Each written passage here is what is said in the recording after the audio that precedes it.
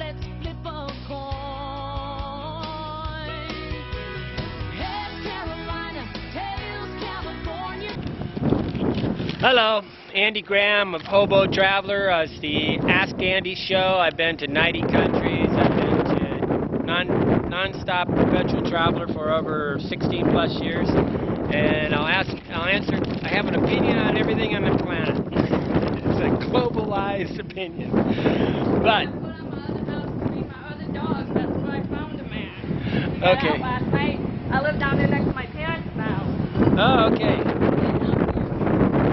This girl is Sheldon Sanders' daughter, and I went to high school with her, and somehow the cat went into that garage over there, and she can't get it out, so she's got some dog food and cat food, and she's trying to tempt it out.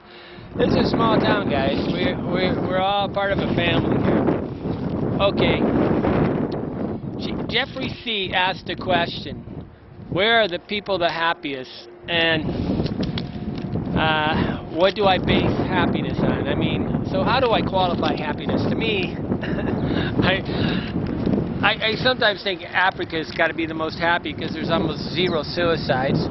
Well, a lot of people would say Sweden's real high, but suicide's really high. There's different levels of happiness. Sometimes, like in Central and South America, they take their anger out on other people, and then in Sweden they take it out on themselves. And sometimes Africa is so passive that they don't take it out on themselves, they don't take it out on other people, so they're just sitting there lollygagging away. But happiness is contentment to me, and the idea that you're not looking to be somewhere else. So generally, it's also an illusion in a way, because a lot of people can be very, very angry in the U.S. and not really looking to leave. While in Africa, everybody's wanting to migrate to another country. There's places where I wouldn't say I've ever been in countries where I would just say that everybody just seems happy. Although I do think that there are cultural things that are good, like in Guatemala and all the Central and South America, they all want to say hola. Hey, she's got the cat. That's a big cat. Yeah. What's your name? What, my cat? Oh, you. My name's Rachel. Rachel, nice to meet you. I'm Andy Graham. Okay. I'm making a video, so say hi to yourself. Hi to your father. I will. Okay. Thank you. Call him the Dead End Gang. I was part of the Dead End Gang. It was like 5 of us, all the same age, in Orland. We called ourselves the Hole in the Wall Gang, the Dead End Gang. It was like 5 of us, all the same age, went to football practice together, basketball practice. You know, it's like one generation where there's only 400 people in this city, so it's not easy to, have 5 people all the same age is unusual. Okay, what do I base happiness? My instant reaction is what I base happiness is on the smile on their face. And in a lot of ways, all the Latino countries, any Latin, French-based country is a little more happier than any strict German or whatever. German, so I wouldn't say Switzerland's the happiest people. I wouldn't say Austria. I wouldn't say...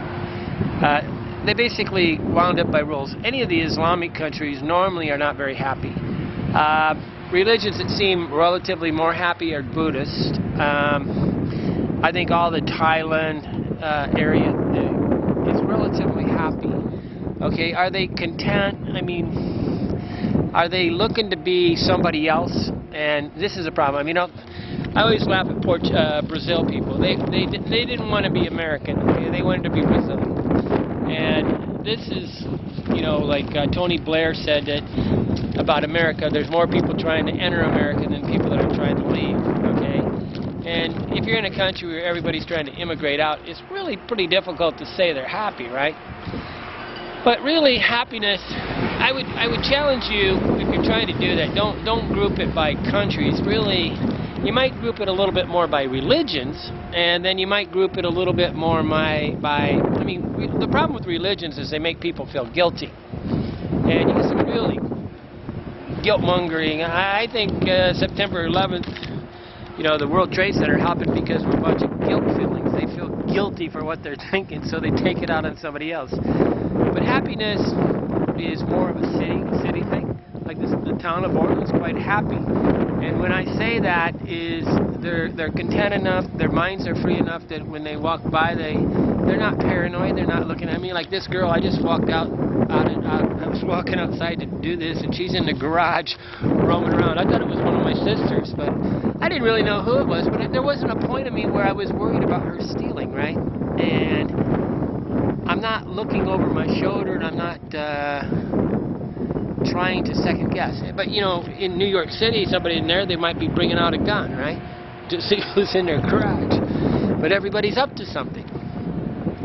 So, which countries are real happy? I always think of Lago Atlan. Right now, I keep coming up in my mind. Lago Atlan in Guatemala is quite happy, but it's the Cachiquel, the Tutahil tribes, and the lake environment. That little environment right there is very happy. That's one reason why I keep going back. There are places that are quite happy. Mexico, a lot of times, seems very, very happy, but I think there's like a thing in the back of their head that is just angry, right? The way it's very, very difficult to compare these to my hometown because at the end of the day, a lot of people could have a real frown on their face but not be afraid. In Orland, I'm never afraid of getting robbed. I'm never afraid of getting accosted on the street. I'm never afraid that somebody's looking at me or anything like that. There's a gossip mongering thing, or everybody's talking about everybody, but I'm not really having any essential fears. I'm not fear of financial insecurity and all these things. So, in a way, a lot of times the happiest people on the planet are Americans because we have a lot of space. Because space, if you get in Manila or something, they're just crowded in there like, there's 20 million people, or Mexico City, or Sao Paulo, or any of the major things, Paris. It really would be hard for me to say anybody's happy in Europe sometimes because it's so crowded. And everybody lives urban. America is like 75%, living out in the country and 25% urban, while Europe's like 75% urban and 25% out in the country. So everybody's packed in like sardines. And that creates a lot of frustration, but it creates an endorphin rush that makes them happy in a strange way because they're so full of chaos they have something to think about all the time. But what country has the happiness? Sadly, I would probably don't want to hear this, but it's probably America. Okay, Americans are, when you see them abroad, they're always like, especially as tourists, not your single travelers or your hippie dippies or all that stuff, but your tourists are like real talkative bunch, right? And it really irritates the Europeans, like they're not genuine friendly. But in Europe, I would say I like the Netherlands people, the Belgian people. I definitely think, in a roundabout way, I like the German just because they're very basically quite content that they're intelligent. Swedish people and Norwegian, all the Scandinavian people are really well wrapped. But the more rules there are, there's kind of a discontent and anger.